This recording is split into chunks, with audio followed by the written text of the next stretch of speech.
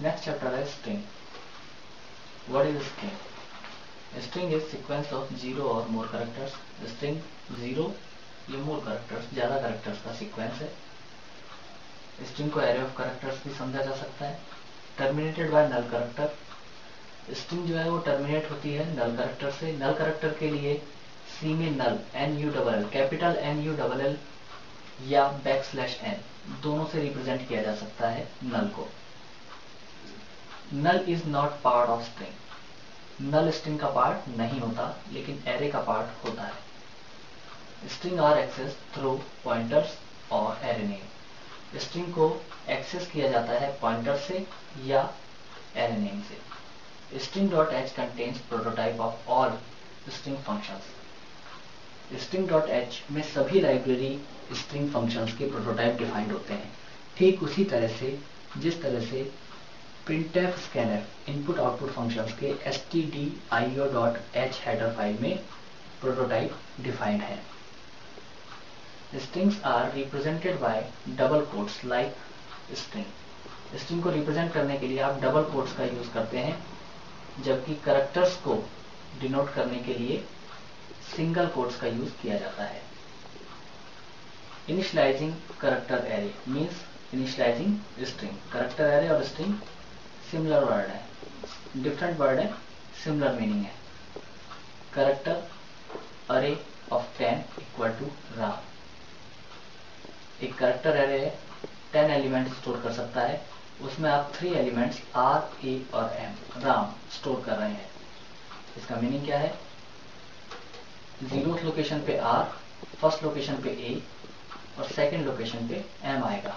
और array of 3 is \n means null character, क्योंकि string के एंड में नल कैरेक्टर आता है या होता है.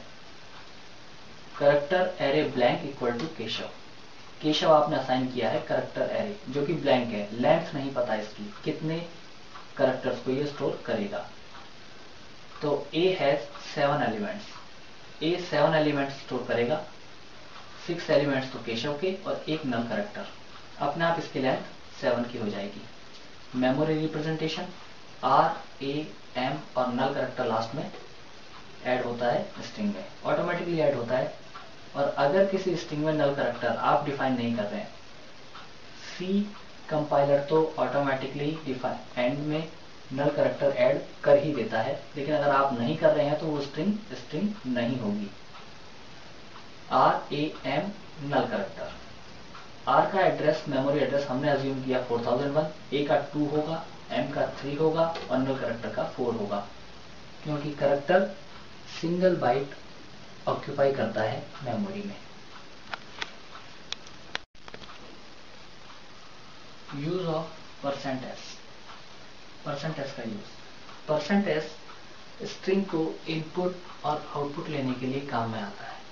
इसका यूज है कि %s के थ्रू एक कैरेक्टर एरे में आप इनपुट ले सकते हैं, एक कैरेक्टर एरे को प्रिंट कर सकते हैं %s से, printf और scanf फंक्शन का यूज करते हुए. प्रोग्राम है, एक कैरेक्टर एरे आपने यहाँ डिक्लेयर किया, 10 एलिमेंट्स का एरे है. printf enter string, scanf %s str.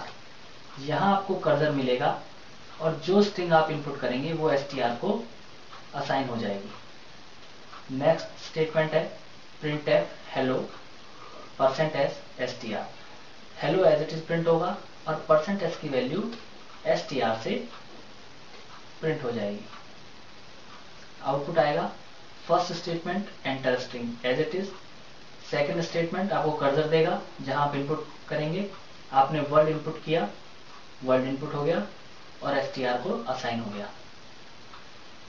Third statement hello as it is print हुआ और %s की वैल्यू str से वर्ड प्रिंट हो गई. So output hello world. Program use of puts and gets. Puts और gets input output function है जो कि स्ट्रिंग को इनपुट और आउटपुट लेने के लिए काम में आते हैं. %s की एक डिमेरिट थी कि वो विद स्पेस स्ट्रिंग का इनपुट और आउटपुट नहीं ले सकता. पुट्स और gets function with space string का इनपुट आउटपुट भी ले सकते हैं. प्रोग्राम देखिए.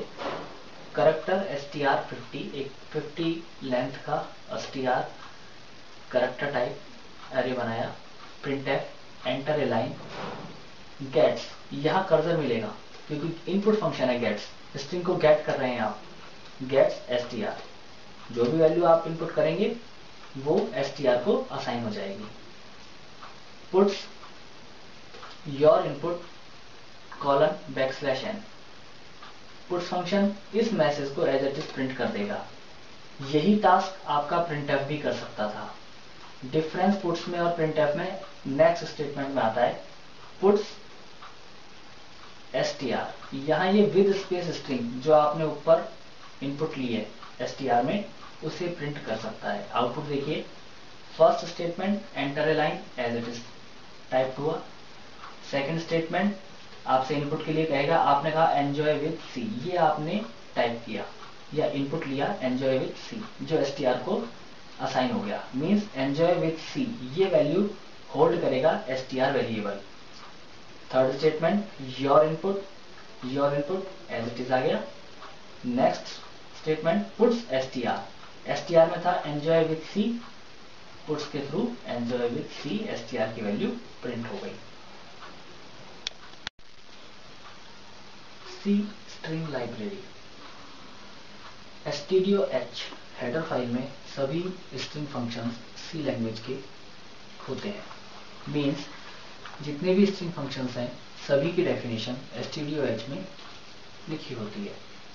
कुछ फंक्शंस की बात कर रहे हैं स्ट्रिंग फंक्शंस की, strlen, strcpy, strcat और strcmp, ऐसे बहुत से फंक्शंस हैं, हम सिर्फ इनकी बात कर रहे हैं। strlen returns the length of a null terminated string, ऐसी स्ट्रिंग जो नल करैक्टर से टर्मिनेट हो रही है उसकी लेंथ को रिटर्न करता है strlen। लेंथ को रिटर्न करता है तो इंटीजर में ही करेगा, मींस किसी भी नल टर्मिनेटेड स्ट्रिंग की इंटीजर लेंथ रिटर्न करता है strlen। strcpy copying a string into an character array, एक कैरेक्टर एरे के अंदर एक स्ट्रिंग को कॉपी कर देता है। स्ट्रिंग को कॉपी करने के लिए कैरेक्टर एरे होना ही चाहिए, इसीलिए किसी भी स्पेसिफिक स्ट्रिंग को एक कैरेक्टर एरे में कॉपी कर सकता है। strcat कॉपिंग ए स्ट्रिंग और कैरेक्टर एरे, या तो कोई स्ट्रिंग हो या कोई कैरेक्टर एरे हो, to the end of another character array, किसी दूसरे कैरेक्टर एरे के एंड पर उसको कॉन्केटिनेट कर सकता है, कंबाइन कर सकता है। strcat स्ट्रिंग कॉन्केटिनेशन के लिए यूज में आता है, एक स्ट्रिंग से दूसरी स्ट्रिंग को कंबाइन करने के लिए strcat का यूज करते हैं। strcmp कंपेयरिंग स्ट्रिंग, स्ट्रिंग्स का कंपैरिजन करता है, इक्वल है अनइक्वल है, ये कंपैरिजन strcmp फंक्शन करता है। एक प्रोग्राम देखते हैं, डेमो प्रोग्राम है, एक कैरेक्टर एरे है str1, 50 का एरे है, abc उसकी वैल्यू है, abc स्ट्रिंग को एक कैरेक्टर एरे में असाइन कर दिया है। सेकंड कैरेक्टर एरे है str2, अभी ब्लैंक है, इसमें कुछ असाइन नहीं किया है। printf %d \n strlen str1, str1 array का नेम है। str1 एरे में जो भी स्ट्रिंग है असाइंड है उसकी लेंथ न्यूमेरिक ही होगी, ये हम पहले बात कर चुके हैं, उसकी लेंथ को प्रिंट कर देगा। ये हमारे केस में लेंथ आएगी 3। strcpy str2 str1, str1 में जो स्ट्रिंग है उसकी कॉपी str2 में कर देगा। अब str1 में abc इनपुटेड है, ऑलरेडी असाइंड है abc, str2 में भी abc हो गया। पुट्स str2, str2 भी प्रिंट करेगा abc। Puts \n, puts by default line change नहीं करता, इसलिए लाइन चेंज करने के लिए \n को यूज में लिया। strcat str2 and str1, str2 के आगे str1 मींस str2 के एंड में str1 को कॉन्केटिनेट कर देगा, जोड़ देगा, कंबाइन कर देगा और उसके बाद str2 को प्रिंट कर देगा abc abc, क्योंकि दोनों में abc है इसलिए पहले abc और फिर इसका abc।